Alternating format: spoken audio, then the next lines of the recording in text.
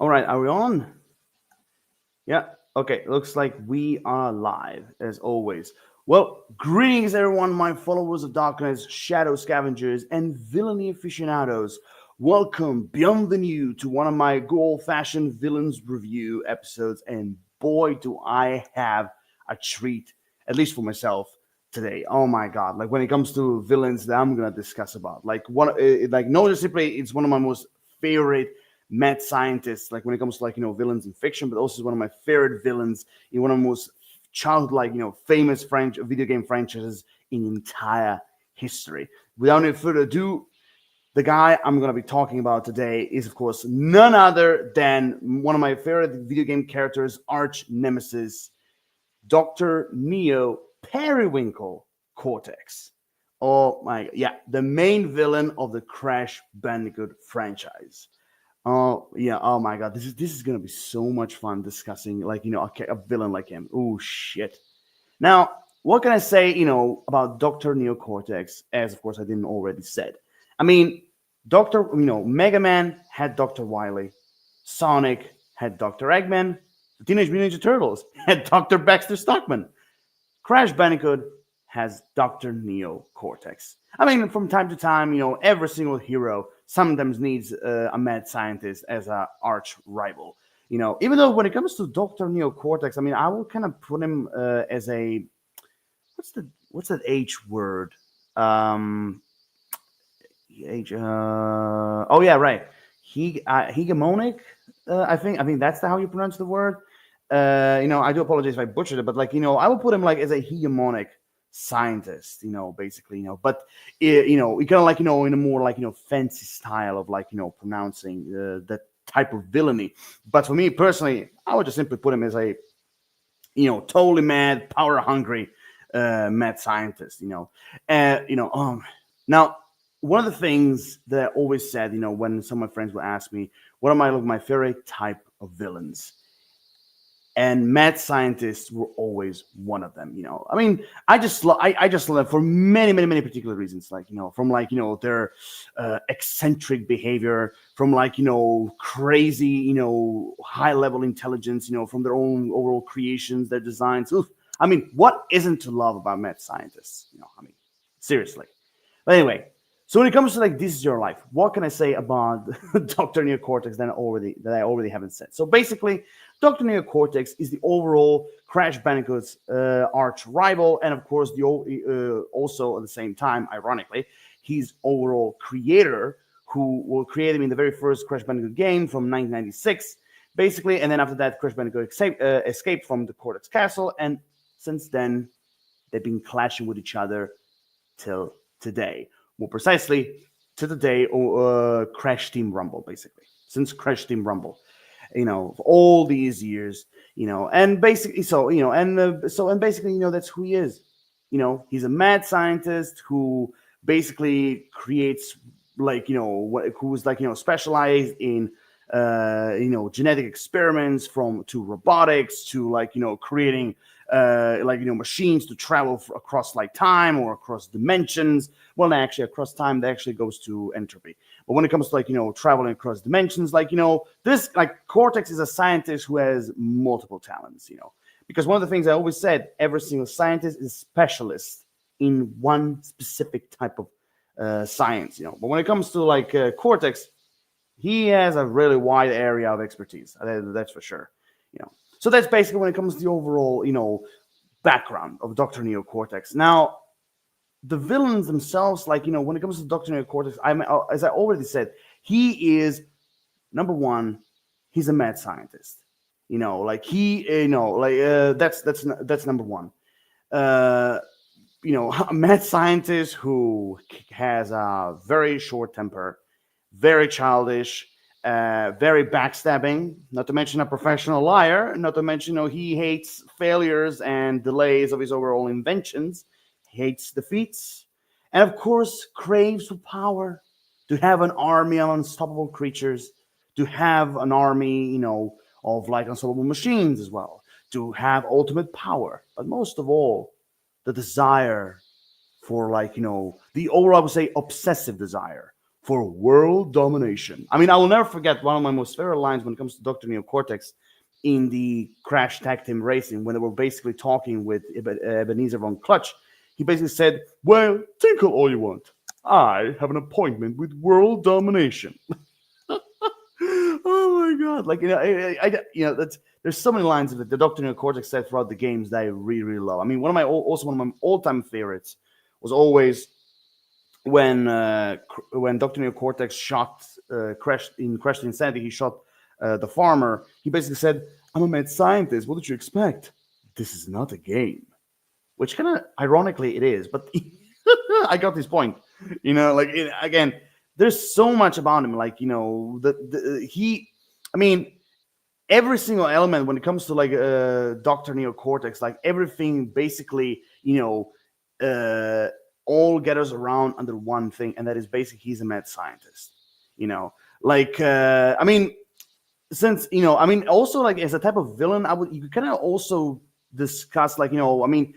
If you don't know the story behind the Crash Bandicoot, basically, the people who created him and Naughty Dog basically took inspiration from the Looney Tunes. The primary idea they had to create a character that resembles the Looney Tunes.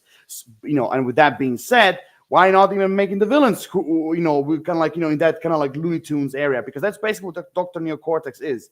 When it comes to like the style of his character, the overall idea, the overall personality, the overall goal and everything, even though I mean, I'm going to talk about his goal in general, like a bit later on. But everything about him, like like I said, his short temper, his frustration, being over the top, being childish at times, hating when his experiments going wrong, also hating failure, also like that craving for power and world domination, destroying everyone in his way, which is kind of basically almost what every single villain does. But all these things, which again, very classic when it comes to like, not simply regular villains, but also mad scientists, but they're all done in the same, on the same level as basically what you would have from a Looney Tune villain, basically. Also he has some similarities to like, those like, classic, Disney villains as well. Like for example, like, the Mad Doctor from like the good old, like, black and white, Mickey Mouse shorts. Or even like there's one doctor when in that like the Mickey's like TV show about like basically we have all the Disney characters in this like one club basically, and he's like unleashing these like shorts and everything. But basically there was one short that involves a mad scientist who tried to steal Mickey and his friends' organs and everything. So yeah. There are also some sort of elements like even from like Disney evil characters that kind of like Dr. Neo Cortex possesses, but primarily I would say they're more like towards the Looney Tunes. I mean when it comes to like Dr. Neo Cortex, I mean like besides being a scientist, you can also say in a way that he's also kind of like a dictator. Also, like what was the one thing that he founded, like, and he was the CEO of like. What was it called? Like Neo Core Systems, I think. But also at the same time, he's also one of the servants of Uka Uka, which is also a very classic thing when it comes to like this kind of like very cartoonish villains. Like when they're on their own, they're like all authority, all like when it comes to leadership, all being in charge, over the top and everything. But when you have someone who is like way powerful than them, they're all submissive on their knees. Just like Cortex was. In Crash Bandicoot 3, warped, like all very submissive, But I will, so which also could kind of say it's one of his weaknesses, But again, I will give him credit when it comes to like throughout the entire games, like he's a villain that has like a lot of conviction and a lot of energy, failure after failure after failure. I will give him that he is. He doesn't give up when it comes to like, creating evil plans or destroying Crash Bandicoot, but, basically everything about him, like, like even like, as a mad scientist, I mean, when it comes to like villains, one of the most iconic things that makes mad scientists, well, no, actually, let me rephrase that. One of the things that makes mad scientists iconic is, of course, their crazy, mad scientist laugh. And Dr. Neo Cortex has one of them. The usual classic, like like he does that a lot.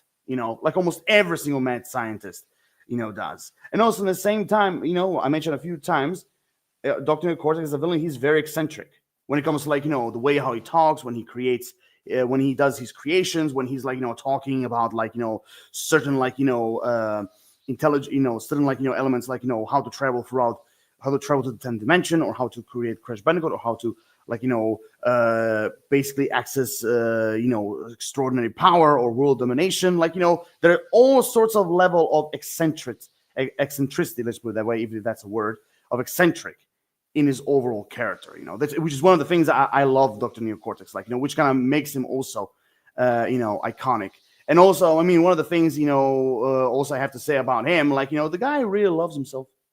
That's also one of the things I also have to mention, which I'm going to add a little bit later. But, the guy really loves himself, he's such an overinflated ego. I mean, I wouldn't say he's a god wannabe. I mean, unless you're talking about ultimate power and everything, but I would say he's just eccentric and very, and a massive egomaniac. I mean, just simply when you go throughout the level, especially when it comes to certain portraits or posters, or when you're going through time, there's all sorts of stuff, with Dr. Neocortex's Dr. Neocortex's a picture. If it's on a sale or on a wall or a poster, yeah, you kind of see the egomania, all over the place, basically.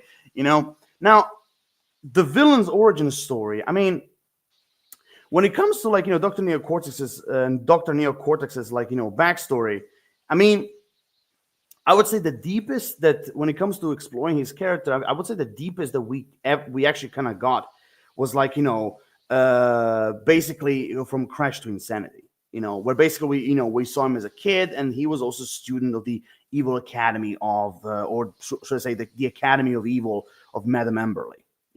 That's I think that's the farthest actually we ever got when it comes to his overall backstory.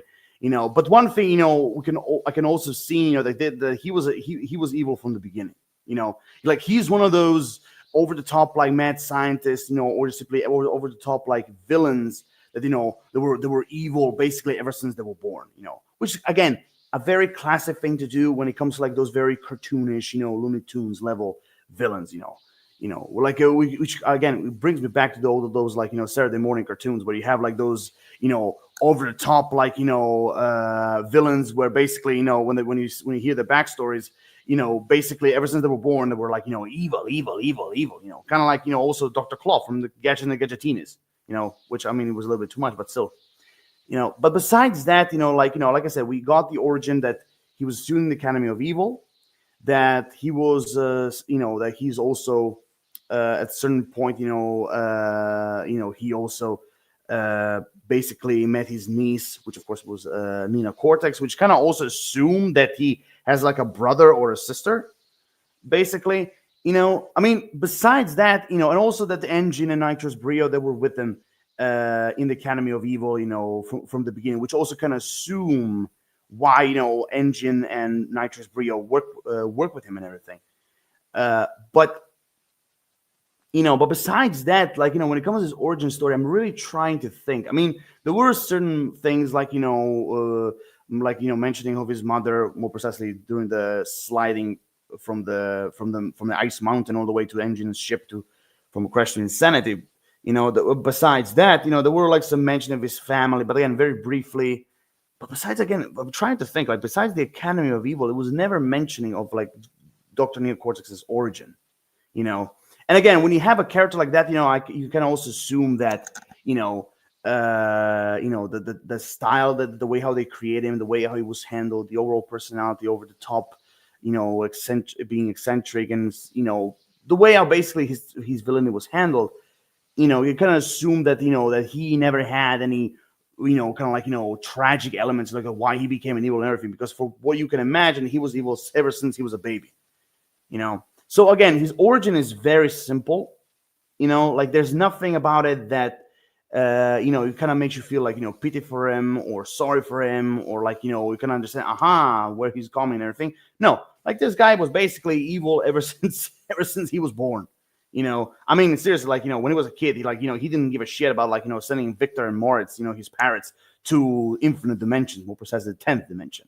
He didn't give a shit, like, they just simply wanted to use them as guinea pigs, and just simply, off they go.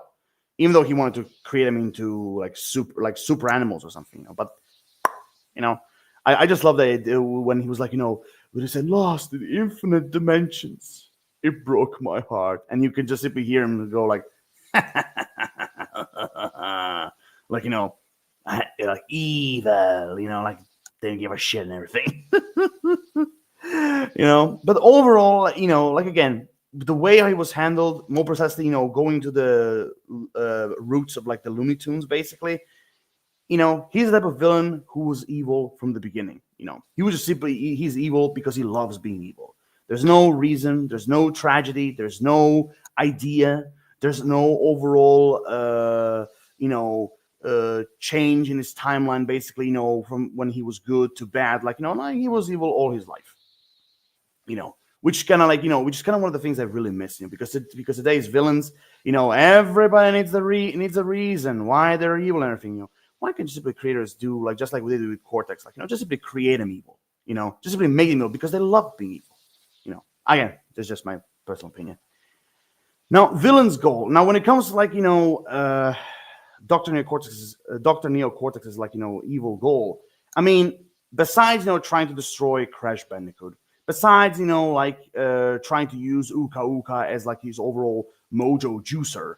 Besides, using the elementals, creating Crunch, to the Crash Bandicoot to destroy Crash Bandicoot, with also, with like, besides, allying with Crash to try to destroy the evil twins and everything. Besides all of these goals, and he had plenty of them throughout the games, plenty of them. What is the main overall goal that Dr. Neocortex had? Very simple, which I mentioned a few times before. World domination. Again, something that a lot of villains have, and which is, of course, is one of the most classic, old school, old-fashioned goals that exist. Because like I mentioned before, Dr. Neocortex, one of the reasons why it kind of brings into this idea of like world domination is because he is a mad scientist who craves power, who craves dominance, who craves to be on top, to rule whatever he can. If it's like, Emperor Villo's planet, if it's like, basically, or like, infinite dimensions, if it's like, basically, going back in time and make sure that Crash Bandicoot is never existed when he met his past self. He is a villain who basically, like I said, he at a certain point, I'm not going to say he's a god wannabe, but he kind of sees himself, very high above everyone else. Especially, you could kind of even add, because like how short he is and everything, you kind of add that he's also kind of like has like a sort of like a Napoleon complex where basically he's short, also in the same, but in his mind, he's like above everyone else. I mean, with a big giant head that he has, of course, after all, he's super smart, basically, because that's one of the things when it comes to mad scientists, like they might not be, I'm going to talk about it a little bit later on, but I would just still want to mention, like, there are some scientists, mad scientists, that do have like, both skills when it comes to hand-to-hand combat and intelligence. But the majority of the time, the evil mad scientists, everything, every single skill, every single weapon, every single power, it's all up here. It's all in their mind. It's all about their intelligence, or should I say the level of their intellect. And that's basically what Dr. Neocortex is, because when it comes to his overall genius, his overall, like I say, high-level intellect, he sees himself above everyone else, which kind of, like I said, leads into, like, being dominant, leading, the overall, like, the leadership skills that he has, trying to, basically show off in front of everyone, the craving for power, the world domination obsession, like, all of that basically leads to that. To the type of villain that Dr. Neocortex is. Now, going to strengths and weaknesses.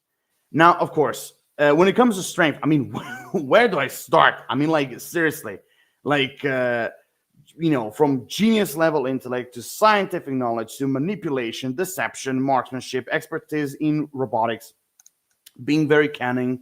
Also, skills in when it comes to trying to adapt, proficient, piloting from, well, especially, well, mostly when it comes to the nitro card games, or just simply racing games in general. Well, superhuman durability, which again, it could.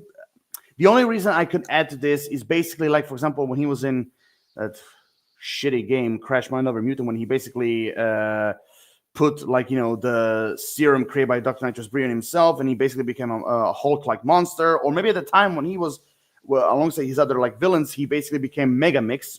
So even through that, you can also put the superhuman durability thing, But also, then from the knowledge of traveling, in other dimensions or alternate timelines, knowledge, or just simply knowledge of time travel in general, various gadgets and gizmos, and also, of course, one of the other things, like I said, each and every mad scientist, they have their own personal skills when it comes to, which part of science they're experts, like I mentioned before, some of them are in genetics, some of them are biochemistry or chemistry or robotics or physics, and so on and so forth. But when it comes to Dr. Cortex, he has an incredible range of a lot of different skills that, at least for what I've seen, him doing, throughout the games. For what I've seen, like I said, genetic experimentations, from robotics to creating machines, from time traveling, or traveling to different dimensions. Basically, which kind of leads to a sort of that's more like entropy skills, but also Dr. Neocortex kind of possesses a little bit of that, which kind of is basically the knowledge of the space-time continuum, basically. Also, that is kind of Uka Uka's skill, but also I saw him a few times also kind of having a little bit of knowledge of supernatural as well, but so when it comes to his overall intellect and certain scientific skills, that is a big plus for someone like Dr. Neocortex. Also, one of the other things I have to mention, he also has some skills when it comes to, weapons. Like, for example, the little laser gun that he possesses, that he basically fought a lot of Crash Bandicoot a lot of times in the boss fights. That's also kind of I would say, a skill when it comes to overall weapons. Now, when it comes to strengths, where do I start? Okay, where do I start when it comes to strengths? Dr. Neocortex, like I said, he has a gigantic ego, a massive ego. Sometimes, even he's on his ego is on a narcissist level, ego. From being greedy, from being extremely childish, especially when it comes to not accepting delays, or when his experiments fail, or when he fails in a world domination plan, or trying to get rid of Crash Bandicoot. Also, in the same time, being very submissive when someone is in front of him who's way more powerful than him. But also, in the same time, he is also one backstabbing little traitor. For example, Crash of the Titans. He betrayed Uka Uka just so he can use the overall mojo, so basically to suck it out of him, so he can use it to create his overall the Dominator. He's a guy who is ready to betray anyone, just because, just so he can get some personal gain out of it. Not to mention, sometimes in stories, you must have a hero villain team up, to kind of add a little bit, to the overall story and everything. Also, kind of character arcs and everything. But not to mention, Crash. When Crash Bandicoot and Cortex team up, for example, in Crash to Insanity and Crash Bandicoot 4, It's About Time, Cortex betrayed him both times. Betrayed him every time when there's something he could benefit out of it. For example, the quantum mask in Crash Bandicoot 4, It's About Time. When when he realized what he can do, especially with the time mask. Kapuna Wai, I think that's the name of the mask.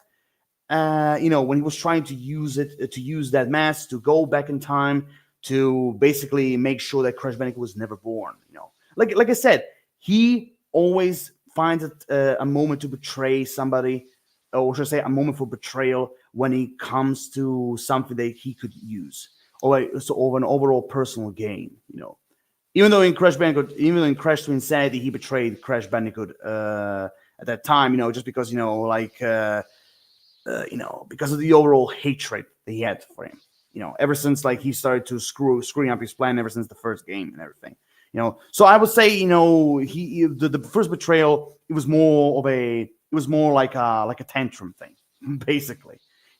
But again, also when it comes to Cortex, I mean, not to mention, that he's also very vindictive when it comes to being against every other scientist, when it comes to ridiculously when it comes to ridiculing his outlandish ideas. I mean, for example, Entropy did in Crash Bandicoot 4, It's About Time. And also he's a type of Dr. Neo Cortex is a type of villain that he also hates when he's not in charge, which is one of the reasons why he also hates Uka Uka. I mean, every single thing I am saying right now are basically his weaknesses, and the weaknesses I'm talking about are not physical, but they're more weaknesses that his character, that his personality possesses, which again, it is something that not just simply classic villains have or normal villains have, but it's also something that mad scientists have. I mean, for example, like I mentioned before, when other scientists ridicule his inventions, which is kind of when you have a evil mad scientist, there's always going to be a rivalry. Oh, I created this machine. Oh, I created something better. I mean, just simply take for example, Dexter and that the other kid, Mandrake, I think it was called, or Mandark or something, in Dexter's laboratory. Just take that as an example, when it comes to scientists, genius rivalry, basically. So when it comes to his overall weaknesses, I mean, again, there's all sorts of weaknesses, also, like I said, I mean, I will give him credit. Even though it's very rare, but sometimes, Cortex does keep his word. I will give him credit for that. Sometimes Cortex does keep his word, but that's microscopic, very microscopic when it comes to, how rare he does that, very microscopic. But also in the same time, I will admit he has a little bit of love when it comes to family. For example, how he cares about Nina Cortex, even though, for example, one of the biggest examples I can have is that, not simply making those mechanical arms for her, even though in Twin Insanity kind of saw that as kind of his biggest mistake, especially when she almost crushed his hands and everything. But,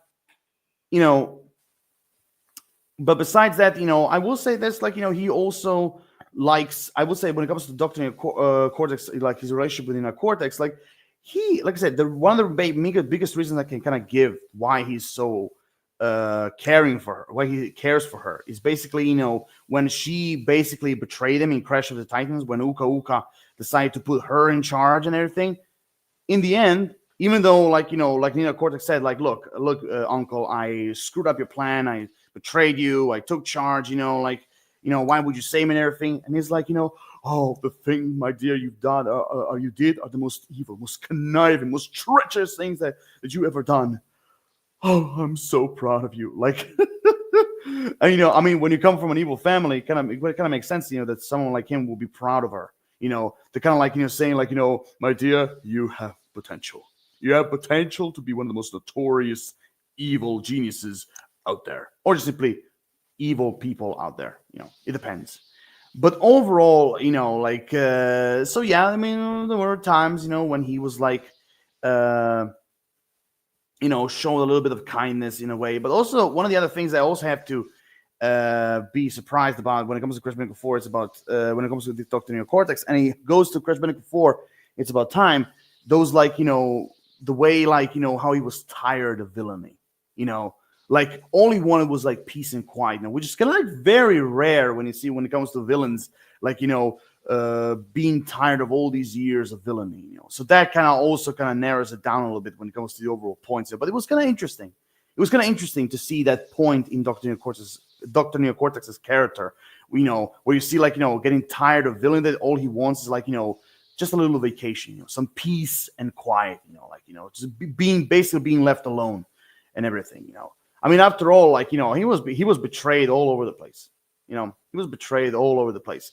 But also one of the overall pluses when it comes to Dr. Cortex, I also have to give is that at some capacity is that, like I said, the overall leadership skills to overall, kind of show himself, who's in charge, but at the same time, the overall image of loyalty that kind of he created for Engine and Dr. Nitrous Brio, even though Dr. Nitrous Brio betrayed him a little bit later on.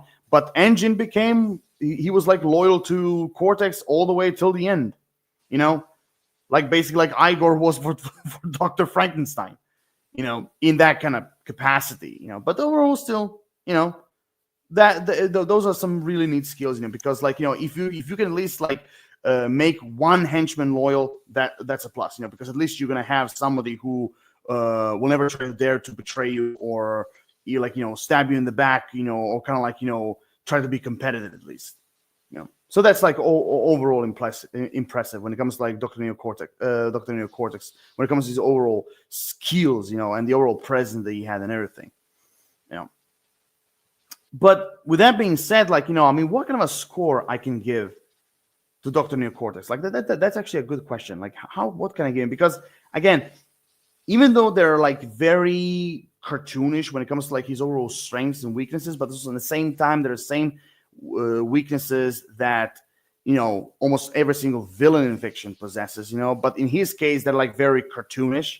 So I have to take that in consideration. Because every single villain differs when it comes to and in what style they were created.